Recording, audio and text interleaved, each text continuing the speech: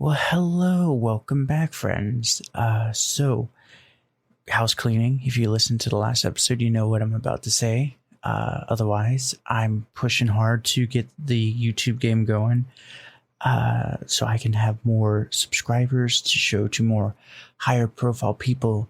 Hey, I have this many followers on YouTube, Instagram. I would love to chat with you. My fans keep yelling at me to get your attention.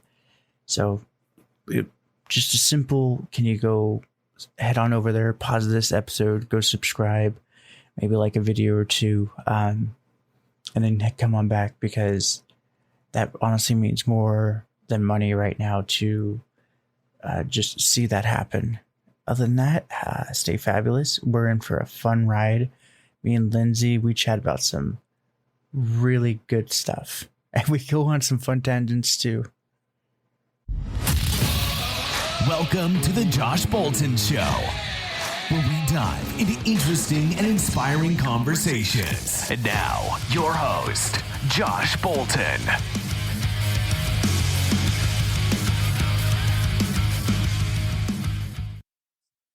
Hello, welcome everybody. Today we have Lindsay Sims. We had a fabulous chat beforehand about biscuits the size of my head and everything. But Lindsay is a funnel hacker, right? Yeah, you can call me that. Well, take it away, Lindsay. I would like to say that I am a no-nonsense marketer, and funnel hacker almost makes me sound like I am a nonsense marketer. But no, I'm a no-nonsense marketer who believes very strongly that you do not have to trick people into buying your stuff, but that you really more just need to be organized, and a funnel helps you do that. So that's kind of my perspective. Perfect. Yeah, I agree with that. I've had a few interesting characters on this show, and they're the extra scammy funnel. And I've told them off here, I'm like, you do realize you're giving funnels and life coaches and whatever a really, really bad name. Really bad name. Yeah. And I know those people exist. And I like to say my job as a marketer is to help people overcome all their marketer trauma from having all these other people who are kind of just out here trying to scam people. That's not all of us. We are not like that. Yeah. As a group, we're actually pretty good. There's just some bad eggs in there. So yeah, there's a couple bad apples here and there, but it shouldn't ruin the whole thing. But yeah, that's awesome. So then walk me through some of the process. So we were talking about your packages earlier. Yeah. Let's say I just onboarded and I paid up everything. What would be the start of the process for you? So the first thing that we do is we've actually developed kind of an interview process that's very quick, maybe 15, 20 minutes, where we actually hop on a phone call with you and we go through what your needs are. So when we say we want you to build a funnel, or we want to build a funnel with you, the idea is that a lot of small business owners don't exactly know what they're marketing. A lot of times they have a product or a service and they have an idea of how to market it or what they're marketing. So our questionnaire that we go through kind of gives us a lot more information about who your audience is and all that jazz. We take that information, and in the first week, we actually draw up some landing pages. So we create the landing page copy and help you to kind of see what it looks like for your customer to experience your products and services through their eyes and not just through yours. So that's the beginning of the process, is just kind of get down some language to figure out what are keywords we should be using, what are the identifiers that work for your audience so that they know that you're the person that's helped solve their problem. Perfect. Now that's a lot of business owners don't have the time to learn marketing on that caliber. So it would be smarter to pay someone like you, just okay, give me the guidelines and I'll go execute it. Yeah. Yeah. And that's very much what we are into, because I've been working with small business owners for the entire time I've been in business, and I've done a lot of this manually with people, and it really helped me to figure out how to do it in a kind of much quicker and easier way to kind of distill down what are the core pieces that we need to know, and then how to take those core pieces and turn them into something really useful to your audience, and actually more useful to you, because then you'll be able to take that information and sell people. Oh, 100%. Absolutely. So I'm just curious, before we get on to the next section of this, do you have a particular CRM you recommend to people? Oh, so this is such a great question. When you're doing a funnel, you need to have some method by which to capture information, right? So you need to either capture an email address or something along those lines at the beginning of the funnel. And then at the end of the funnel is where you actually sell them your stuff, right? And so I suggest the God's honest truth, use whatever you're going to actually use. So if you love Constant Contact because it was the first CRM you used and you think it's great, use that Constant Contact. Use whatever works for you. If you have bought ClickFunnels and you think it's the best thing ever and you want to use it, use ClickFunnels. I don't actually care what software people use. I personally use MailChimp, and people ask me, like, you are a marketer and you use MailChimp. And I'm like, I have processed hundreds of thousands of emails via MailChimp, and they are reliable as hell. And so I love a good reliable software that is kind of has the capacity to grow with you instead of you having to dedicate, like laying out hundreds of dollars up front and you don't know what you're going to get and all that. MailChimp's super reliable, but I've used everything from ActiveCampaign to like Unbounce and, or whatever the other softwares. Oh, there's so many. Aweber, all of them. I've used them all. I don't have any preference except for MailChimp because it's easy. So whatever you're going to use that one. Perfect. I always hear different ones, but that's kind of like the underlying. They're like, whatever works for you, just do that. Do that. If you're not going to use it, it doesn't matter how easy or fancy or expensive or cheap. Do whichever one you're going to actually use. Right. So then the next question from that tangent one is, so let's say we went through the 15 minutes and we figured out what the thing is. What would be the next part of the campaign we're going to do? So after we do the landing page copy, we work on emails because emails are where you sell stuff. So emails help people to develop a real relationship with you and have some idea of what it is you accomplish. And of course, the email is based on the idea that at that first part of the funnel, they gave you their email address. And then you are then going to follow up with that with some sort of email to help them to further understand what it is you do.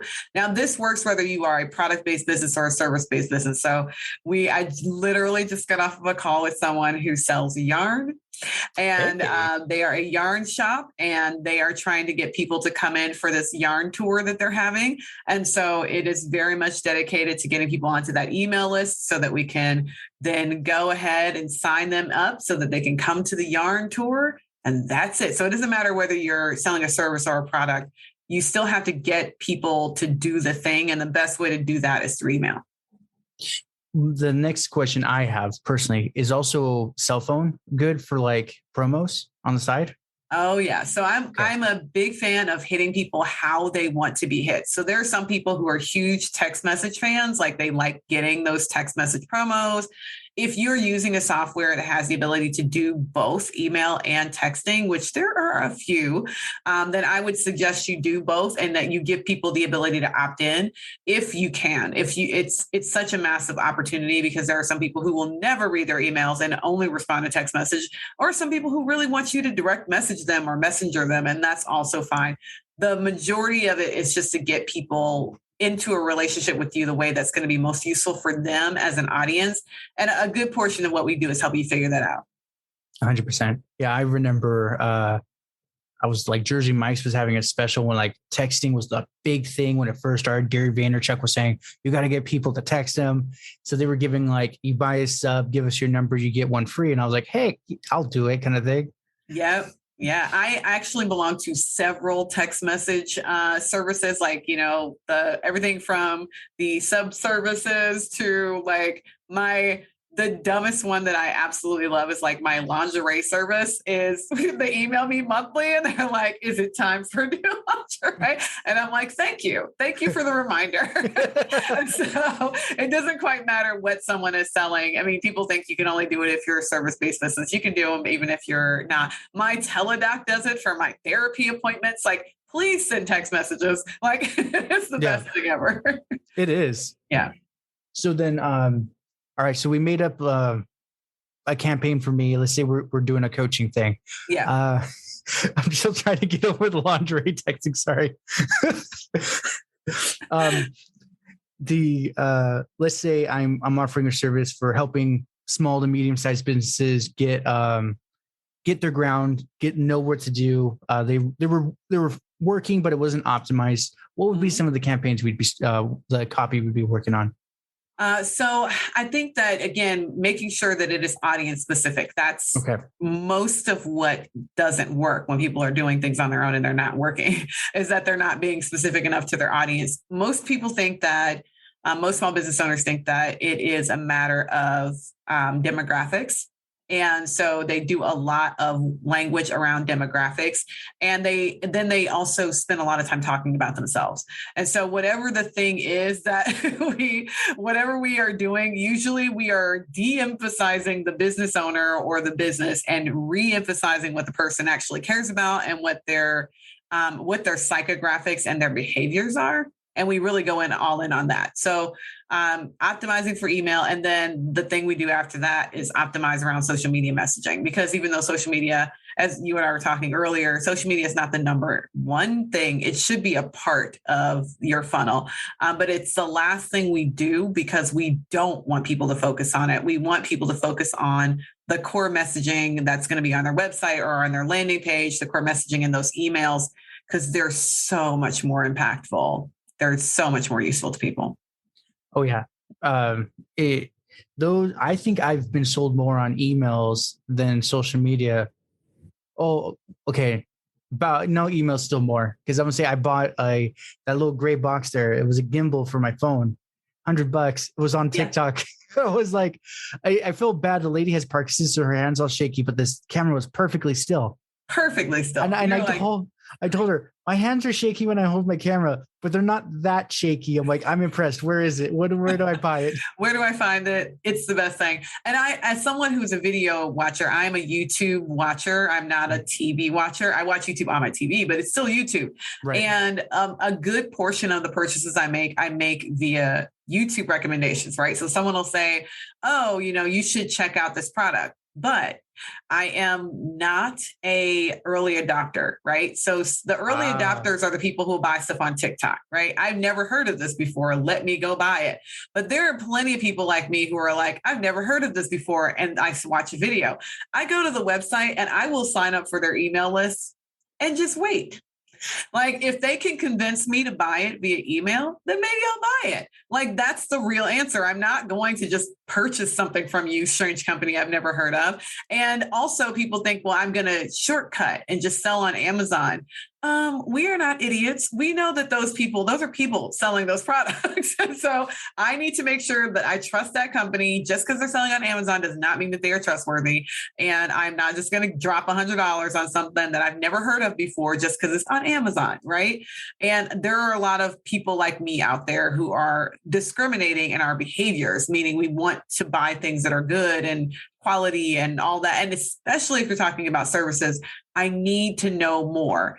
And those emails are going to get you there. Social media might introduce you to it, but the email is going to get you to the point where you might actually make a purchase. Oh, yeah. Well, she kind of like killed all birds with one stone. She introduced it, showed it, made a use. And then if I went through her affiliate link, she's all like, oh, I'm so sorry. It's affiliate link, but you get like a 20% discount. And I'm like, there you go. Yep. She hit them all. And most people, of course, are not that good. Like, they're not going to hit all the points and on their own out the gate. So that's good on her. That's what I even told her. I logged into TikTok afterwards and I was like, okay, just making sure it's supposed to come from China, right? And she's like, yes. I'm like, okay, then we're all good. Thank you. Yeah. Oh, man.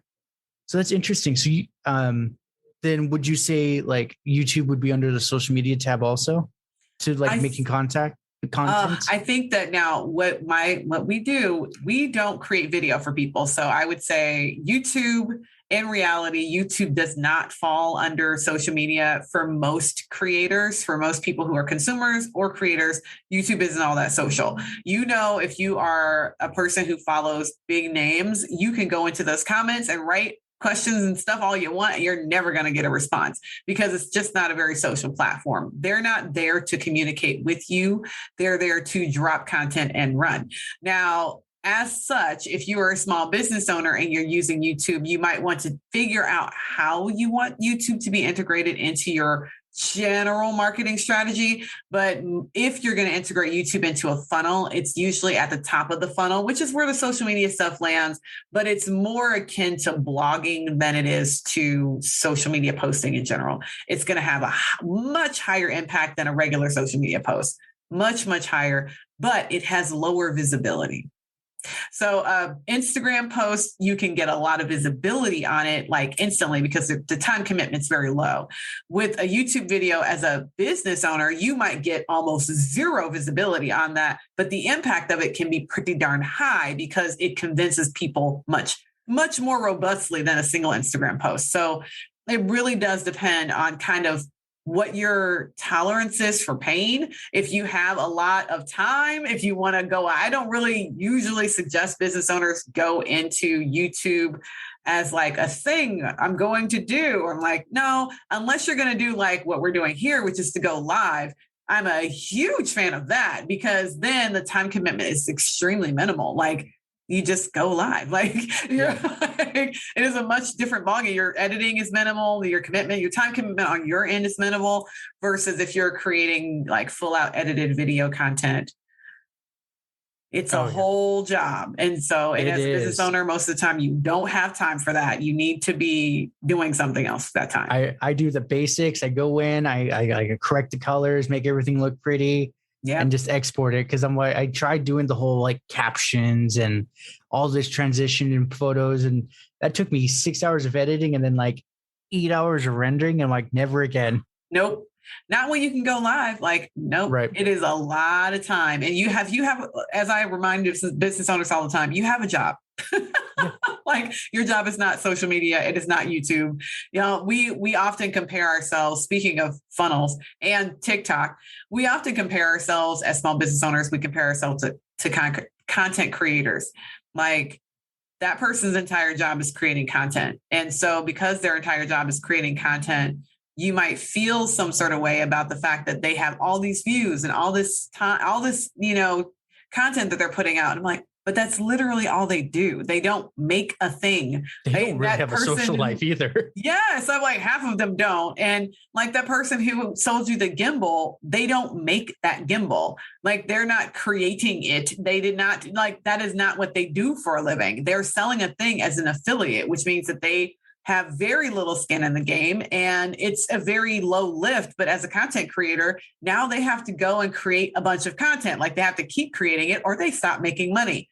Most of us have a job. Like we have a thing that we are doing with our business. That is our job. And we are delivering services. We are creating, we're making the biscuits. We're doing a thing that we can't then go and spend 5 hours a day dedicated to just making content. That is not that is not what we should be doing. So don't get me started. I can go on about how content creator world and marketing for a small business world are not the same. But often as a small business owner who consumes content, you get confused. Like, yes, should I be doing that? No, sir. You should not be doing that. That's not your job. That was me. I was like, oh, I'm going to buy this and that. I'm going to chop up my videos to those 10-minute segments. Yep. And then upload it because more content, more views. And that was the 8-hour rendering. I'm like, oh God, this is terrible. Never mind. Exactly. At least you got out early. You're like, no. I was like, when I make that extra money, I'll be like, editor person, I'll pay you. Thank you. Like, just do it. Yes. Hire an editor. Don't do it yourself. That's their job to edit for you. Yes. So then I'm just curious, because you work on web pages and also copy. Mm-hmm. Do you help the owner on a squeeze page? Yeah, so that's the majority of what we actually do is helping people to get their squeeze pages. Now, because we work with small business owners, our goal is to figure out which of these things you need. So using that yarn store example that I just talked about, that person needs a page on their website. So, because this is going to be content that's evergreen. This is not specifically for one single campaign. This is kind of an ongoing campaign for her. So we're not creating a squeeze page. This is not going to go out on a specific software like ClickFunnels or any of the 9,000 other options. This is actually going to go on her website. Okay. For other people, it might be a squeeze page using lead pages or something like that. You get the copy and you determine which of the software you want to use. And we also make suggestions for like which types of images you want to use and where and how to lay that content out so that it is consumable. One of the biggest, like one of my personal pet peeves around small business owners is writing extensively long paragraphs that no one is going to read and expecting like, I heard that you need a long sales page, but not understanding what that means. And so when we write copy and all that, we show you what the layout should look like so that you can actually execute on it in a way that's going to be useful to your audience. That was the client I was telling her, I'm going to have to send her this early because that's literally because she has a PhD. That's where I want to get to next with you. And she's like, I have to slap them with facts and this and that and a long lecture. And I'm like, all right, I'm going to give you something real simple. You can probably do that with me and you'll sell me just fine. But I'm not your typical customer that you're looking for. I'm like, I said, it's sad to say people buy off emotion and rationalize it with logic. You gotta play their heartstrings a little. You gotta play their heartstrings a lot. And then she's like, I can't, no, that's offensive, this and that. I'm like, then you're not gonna have any customers and it's not gonna work. Yeah. Because then what reason do they have to invest in you? Yes. You presented a problem and you're like, here's a problem. And then you just walked away. Yep. No, you got to hit them with emotion. And that's the reason why we write the copy, because most people can't see their way through that, especially when people are really educated in a space. And it doesn't even have to be like education formal. It could be education with a lowercase e, where you just have a whole lot of experience in an area. And people just, they have a really hard time divorcing what they know from what their customer needs to know in order to make a purchase. Oh yeah. And what we do is help distill that down for you so that we're telling your customer what they need to know in order to make a decision, and not trying to get them to know everything you know about something, because we don't need that information most of the time. Well, and this is what I told her, because she was saying something and I said, you're presenting more like topical. That's great. But you've showed me the pain, but you haven't told me what to do about it, kind of thing. Yeah. I said that right there is like the what, but then I'm going to look to you like, so how do I fix the what problem? Yeah. I said, it's a very, very delicate, like a 3-card game, whatever, Ganji. Three-card Monty, where you gotta move those. You gotta put the thing out of the thing and then move everything around. And then they think it's on the right, but really it's in the center. Yes. But that's what I told her. I said, it's not scammy. This is just a proper sales approach. Yeah, it's a proper approach. Yeah. So that's awesome. I alluded to, now I want to hear it. Can you tell me a little bit about your up and coming story after all this fun? So yeah, my story is only funny because it ends so badly. No, I'm just kidding. I started my business while I was in pursuit of a PhD, and it was in political science. So completely unrelated to what I do. And it was unrelated on purpose. I was actually really aiming at trying to find something to occupy my time while I was writing my dissertation that wasn't related to my core thing, and something that would let me be creative. Okay. And so I was volunteering at a nonprofit doing marketing, and it was really a great experience. And people kept asking me to teach classes because I was an educator. They were like, can you teach us how to do LinkedIn? And then they were like, can you just do it for us? And then it was, once I got into it, part of the reason why I do funnels as like my core product is because I got into it because people kept asking me to do their social media. Because at the time I was the young person and they were like, young people can do social media. And I'm like, whatever. This has nothing to do with age and everything to do with the fact that I'm a good copywriter. And so I was writing copy for social media. And then over time, I realized that I needed more than that from them. Like they would give me they would give me calls to action, and that was it. And so I started developing other content and then kind of helping people to develop real structure around campaigns. And that was kind of where I evolved to, where I'm like, it has to be more. It has to be more than I'm just doing social media for the sake of doing social media, because it doesn't, in and of itself, that doesn't work. So, that's how I got to where I am. I abandoned my PhD and moved on to do something else altogether. Oh man. Well, it's not terrible. No. We'll see. I'm not mad. Not mad at all. Oh man. So then, I want to say, like, it sounded like it was intentional. Do the opposite of what you're intending. Because when you said that one, I'm like, ooh, that's like anti-business in general. Yeah, it is. And it's very fun to have made that kind of transition away from doing something so very specific to doing this, which is also specific, but it's very different. And it exercises such a different part of my brain and my personality. It works so well.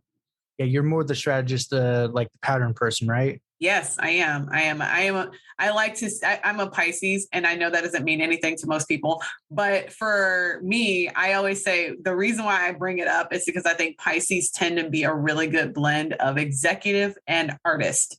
Most of us are really artistic, but also have high executive function, which means that we love organization and patterns, but we also love to play. And marketing gives you both versus political science for a living. I didn't do anything except for that executive function constantly. It was just nothing. There was nothing artistic about it, nothing creative about it, nothing, and this, I'm like, oh yeah, this, I get to do all the fun stuff. So. Yeah. You're always on your toes because the ground is changing, but like our creative part is like, okay, it's shifting, but I think it's going this way kind of thing. Yeah. And you get to do all the strategy and organization, like an orchestra conductor. You can see all the pieces and pull both the art and the strategy together when you're doing marketing, which is great. It's true. Yeah. So then the classes you were asked to, it was wow, words really suck right now. When people kept asking you for classes and teaching them, was that like the cue? It's like, oh, it's not just like my one girlfriend in the lounge. It's like, it's actual other people willing to pay me money. Is that when you realized maybe I should double down on this? Yeah, it really was. It was what the truth is. What really made me think I needed to double down on it was when the nonprofit that I was working for hired me out to another organization.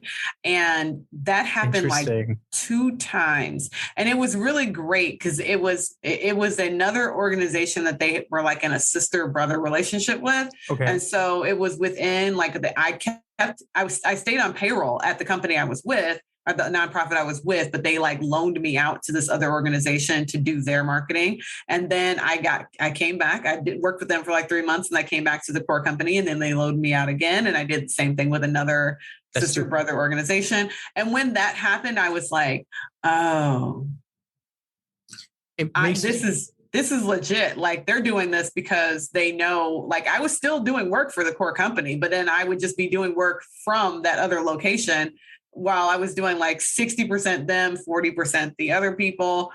It became like I was the like linchpin on their marketing team. And I was in like associate, like I was not at all in an executive position, but I was like the person that everything kind of revolved around. I'm like, no, I need to go ahead and do my own thing. So. Yeah, I'm gonna say that from the entrepreneurs I've talked to, is like if you have 2 different customers that are willing to pay you, in this case, your organization was willing to take a loss and lend you out, keep you on payroll, so they were paying you. Yeah, all of them tell me if you have 2, you have a scalable business. Yeah, yep. So, and I of course did not know that at the time. I was not a business person. I just knew. If people are willing to pay, like people external to this company are willing to do what it takes to get me to come work for them. Like I'm in that much demand on doing this work. I think I can go out on my own. Oh yeah.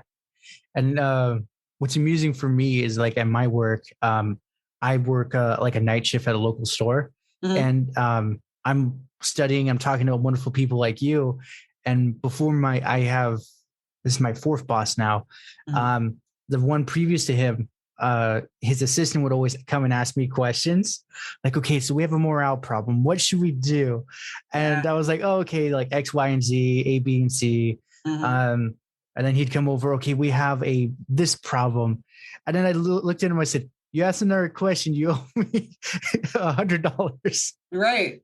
Yeah, I'm doing consulting at this point, That's what I jokingly said. I'm like, dude, I'm a janitor. Like, why are you asking me questions that your manager's supposed to know? Clearly he saw something real. Like he was like, no, you're doing this obviously because you want to.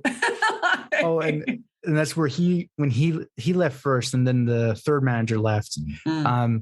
But he's like, oh, Josh, like, give it a minute. He's like, well, he's hypothetical minute. And he's like, and people are just going to be calling your phone constantly because they're going to be like, we need help with this. Yeah. Most consultants end up that way. I think most of us are a function of people doing that exact thing where you're like, this isn't even the environment people are supposed to be asking me these questions. Right. But that's what they're doing. They're like, maybe I need to change my outfit and actually look professional now, get a website and everything. Yeah. But so that whole journey with that, we totally went on a tangent. So video and funnels, what is so after the video part, what is sorry, we're not doing video. That was the whole point of the conversation. Let's say we have the evergreen. Is it going to be like a webinar, like a 20-minute pitch, or is it more like a list of opportunities? What kind of funnel is it? So this is a really great question. So whether it really depends on the business owner. So I personally do not think that you have to do webinar funnels, or you have to do like there's quiz funnels or whatever the thing is, right? So Russell Brunson techniques. Yes, I do not. And mostly because if we gonna get real here, me and Russell Brunson do not get along. And part of that is because as much as people worship at the feet of this man, some very large percentage of what he teaches is completely unsustainable. Like it is not like stuff that regular people can do. It is not stuff that regular business owners can do. It is meant to get you to buy a software. And once you buy the software, he makes his money. It doesn't matter if you do. And that drives me nuts. And so I'm like, no, this is not a useful thing. So for me, like it doesn't matter because my goal is to help you build sustainable marketing like materials. So I try as much as I can when we work with people to work on something that's evergreen. If you want to work on something that is temporal, that's fine. We do it within 30 days. You can absolutely work on something that's going to be a 6-month campaign or a 2-month campaign because we're building an entire campaign for you. Whether you use it forever or not, that's up to you. But my goal is to give people things that are evergreen, mostly because I tend to work with smaller businesses that have something that they need to be sustainable. That's it. And it might seem odd, especially because it's like a one and done. This is not a subscription service. You're not paying us this much money every month. You pay for the one funnel we create. But then if you want to come back and have another funnel created around that other content, if you want to have it updated with new information, if you want to create a funnel around a new product or service, you're always welcome to come back and we can do it again. But I would rather be helping people build sustainable businesses over everything. Oh yeah. 100%. And that was the biggest thing I tell people is like, yes, ads are nice, but especially coming next year around this time, ads are going to be really broken. So it's like, you got to figure out something to drive traffic to your website. Now ads are going to be cute, fun to say, and you can get your tax write-off, but that's about it. Yeah. They're not ads. None of the methods, which is the reason why, again, it's not about the method. Each audience is going to be specific. So certain audiences are just, you can kill it on Pinterest with that audience. And that's your number one traffic driver. And it makes complete sense. Other audiences, YouTube. Other audiences are TikTok to the heart content. It doesn't matter. Some people watch a webinar. Some people will take a quiz. Some people want to join a Facebook group. You need to know your audience, and then you go wherever your audience is and you do your lead generation based on that audience. Some people need a guide. White papers are still a thing for certain audiences. There's certain things that it just depends on what your audience actually wants. It's not about you and it's not about me. And so I'm not going to tell you what your lead magnet should be or what your lead generator should be. What I will ask you is, what is it? And then we will write copy to help people get to it. Like that's like, we will write copy to help people get to it. We will write some social media ads to help you get people to it, because it doesn't matter what it is. What matters is that it exists, because you do need to be building a list. Everybody needs to be doing that, because once we start building that list and nurturing people over email, it'll be a lot easier to send them to that squeeze page or that landing page or that page on your website that we're also helping write copy to. That is going to get them to make that purchase. So yes, doesn't need to be a webinar. It doesn't need to be a Facebook group. It doesn't need to be a checklist or whatever. It can be whatever it is you want it to be. Cool. Perfect. Mm-hmm. So then you probably have said it, but I'm missing something. If let's say I hired you and we're doing a web page, do you write the copy and I have to input it and lay it out? Or is it like I recommend with the 3 sentences, you insert a photo, 3 sentences, photo kind of thing? That's exactly how it works. So instead of us doing it for you, because that would be unsustainable.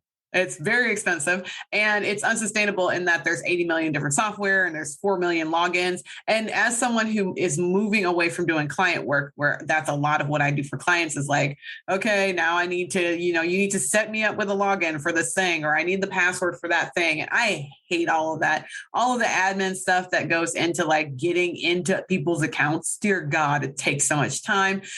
No, we're going to cut out the middleman. You do it. Now, what we are doing on our side to make lives easier is we're trying to slowly build up like a set of videos for basically every type of execution platform there is. So we can say, if you're going to build your funnel in Kartra, here's a video on how to build it in Kartra. Here's how to, when we say that there needs to be an image and then these 2 sentences in an image, here's how to literally do that. So then that person can just follow our instruction and build their own landing page. Because a lot of times, again, what I hear from people doing this over and over again is that that's what they want to do. A lot of them are like, I know how to put a picture in Kartra, or I know how to technically build a landing page in MailChimp, because you can watch a YouTube video and it'll show you how to do that. But what they don't know is what to put in it. Like they don't know what words to put in. They don't know where to put the image. Like, how much text should I put in before I break it up into bullet points and all that? So we do that work for you, but then you have to go and copy and paste those bullet points in to your software. Perfect. Okay. Side note, I actually tried using Kartra and I was really successful, but my URL wouldn't transfer over to them. And it was literally, I had this whole spit with support with them. I'm like, come on, like, can I get a dev for like 10 minutes to do this kind of thing? And they're like, no. Mm-mm. And a lot of the software like Kartra, the support is so bad that if you can't do it, you are just out of luck. And I even bought most of my clients, for people who do Kartra and ClickFunnels and that sort of software, I always just suggest they use URL shorteners and like branded URL shorteners, because then you'll be able to control at the very least the URL that you show people. You might not be able to control where they go, but like, put your name in there and it'll say your business name, .Kartra, whatever. It's not that big a deal. I tend to think, first of all, most people are on their mobile devices, in which case they're not ever going to see that URL because it's hidden. Yeah, it's like the first 20 letters. Yeah, they're not going to see much of it, if any of it, depending on how they're viewing it in their in their phone. They're not going to see it, and if they do see it, it is only that first little snippet of it. And then also, again, as business owners, we tend to put a lot of we tend to spend a lot of mental space on the generic branding term, and a lot of the stuff that we think is important, it just aren't important to our customer. Like, they don't care. And so we care, they don't care. So. Right. It is like, it's the common sense stuff. Treat them good, have good customer service. Yes. Care about what they care about. This is more important to them than whether or not it says leadpages.co at the end of your URL. Right. They don't care. They don't know what Lead Pages is. It makes no difference to them whatsoever. And the ones who do, they're probably like, all right. Yes. If they do care, they'll ask. I used Gumroad for years. I love Gumroad. It's so easy for landing pages. It's like stupid, simple, very, very cheap. And people will be like, you use Gumroad? And it's because it has the ability for you to make a purchase inside of the software. And it does not, or it did not until recently have the ability for you to do custom domains. And so I had one person, I have partnerships with local community colleges for classes that I would teach. Those classes would be paid for through Gumroad. I had one person in like 4 years of me having these relationships with community colleges. One person in 4 years was like, what's a Gumroad? And why am I buying a Gumroad thing? And they asked after they made the purchase. Like they bought it. And then they said, what's Gumroad?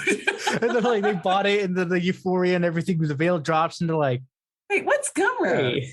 Was that you? Yeah, it was me. Everybody else, no one ever questioned it. So, you think people care. They don't care. They ended up going to my, URL after that. That was the redirect. They ended up on my website. So it was only in that split second that they were like, oh, there's something else here. Yeah, no one cares. They don't. That was the biggest one I've had to learn, especially in the last year. I was like always super worried. I'm like, oh, they're like this and that. Every time I'm like, they are so infatuated with themselves. They don't care what's going on around them. Care. Yes, they don't care. And that's a good thing. And if we could get over ourselves long enough to realize that, it would be a privilege for us to realize that they don't care. Oh, yeah. As long as you present them value, they're like, perfect. Here, take my money. I'm off now. That's pretty much it. Yeah. Wonderful. I love this. I feel like I've ran out of questions. Is there anything in particular you want to go over? No, you have some great questions. I feel like, I've had a great conversation with you. So I appreciate all your questions. I feel like this was a really good conversation. Wonderful. Then I do have 3 though. Mm-hmm. So other than work during these previous COVID times, what have you been doing to keep yourself busy? So first of all, I just had COVID for the first time. Oh, so it's still going good. I'm not crazy. Still COVID times. So it was the only time I've had COVID. It was the first time I had COVID and I had to figure out what to do with my life while not leaving my house. Well, so I am an outdoor person. Okay. I love myself some nature, and very fortunately, I have a car. And so during COVID, when I needed to do something other than stare at my 4 walls, I left and went to the lake. So I'm here in Cleveland, and we have a beautiful lake, Lake Erie, and I spend an awful lot of time there. And we also have some smaller lakes that are inland, and they are also beautiful. Nature is wonderful. Please get outside. And then other than that, I love watching sci-fi and fantasy. I do it like it's religion. Basically, every day I am consuming some sort of sci-fi or fantasy, usually super old school. Like I am a Stargate SG-1 fan for life. Ooh. I rewatch the series at least once a year. And yes, all 10 seasons. Wow, that is commitment. I'm dedicated. That's almost like 5-6 episodes a day to do the whole year. First of all, don't judge me. I feel like you're judging me. No. Maybe I am. I'm just trying to figure that out. No, see, all you have to do is not 5 or 6 episodes a day. It's like a period of time where you're watching like 5 or 6 episodes a day. And then like it's over because once you do that, you're done real quick. It's like Breaking Bad and Game of Thrones. Once you start, it's like, oh dear. Yep, it's over. Kiss away the weekend. It's done. Yep. That's awesome. So then someone that's inspired by you wants to start down a similar path. What are some tips, tricks, or advice you give them? If you want to go down a similar path, I will say this. The internet is full of nonsense. So be discerning. And what I will always encourage everyone to do, if you want to become a marketer, if you want to have a business, don't ever take advice from someone who doesn't have what you're trying to accomplish. So that's not to say that other people cannot have influence and input and all that, but you have to be able to tell the difference. So especially in the beginning, go after the people who have what you have, like have what you want. Listen to those people first, and then everybody else kind of from there. I took some really bad advice from some really well-intentioned people when I first started my business. And I always try to remember every single one of those people I got bad advice from, not one of them was a business owner. So yes. Same here. Yeah. So then where can everyone contact you at? I am a huge fan of LinkedIn, which is probably the other reason why I say social media is not that important. LinkedIn is my like home base. And so if you want to contact me, reach out to me there. Instagram is my secondary home. I am a scroller. I love dog reels. If you have a dog and you have reels on Instagram that you want me to watch, follow me. I will follow you back. I am a dog enthusiast. And so, yeah, that's where you can find me. Absolute honor and pleasure to have you on, Lindsay. Thank you so much. It has been a pleasure to be here. Well, congratulations. You made it to the end. You're an awesome person. Not many make it here. So, being the awesome person that you are, can you do me one more awesome favor? Can you rate and review this on whatever podcast services you're using? If you do it on Apple and you leave an actual written review, I have a thing on my website. I will take your written review and post it for all to see. Congratulations, you're permanently sealed on my site. Otherwise, I am trying to do YouTube more and live streaming. I will try to put as many of the YouTube links in the description of the show as I can. So give your boy some extra help over on YouTube. Watch my videos. I just mute it and change the channel, change the window or something. But yeah, that's it. Thank you for being awesome and see you next time.